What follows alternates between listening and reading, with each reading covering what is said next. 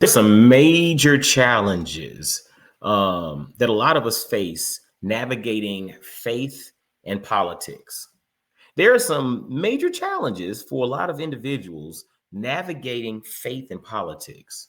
It's interesting because, in life, we want to align ourselves politically with things that we believe in, right?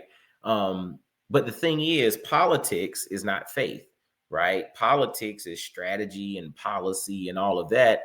And granted, there are some policies that are 100% in alignment with what you believe, but then there are other policies that might come right after that that are like, I don't know about that, right?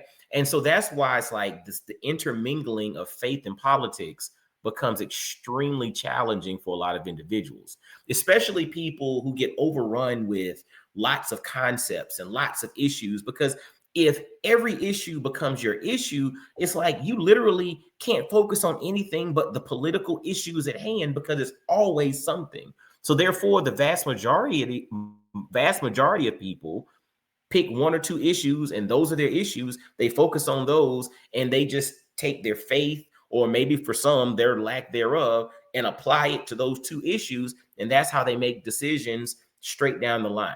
For some, the easiest metric or the easiest strategy is to just align with a party who maybe closely resembles or closely, symbolizes your belief structure, and you just run down the ticket on whatever that thing is.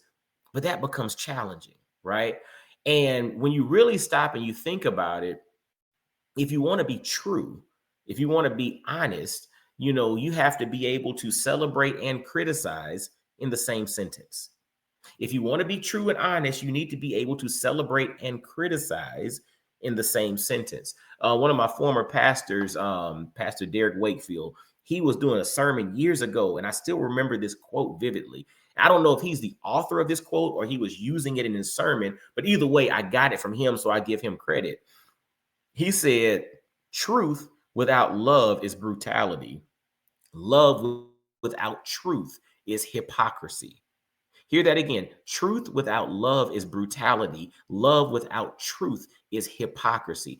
Meaning we have to find a way. I know I'm doing the 6-7. That's what the kids do, but I didn't mean to do it that way. But we have to find a way to operate in truth and in love.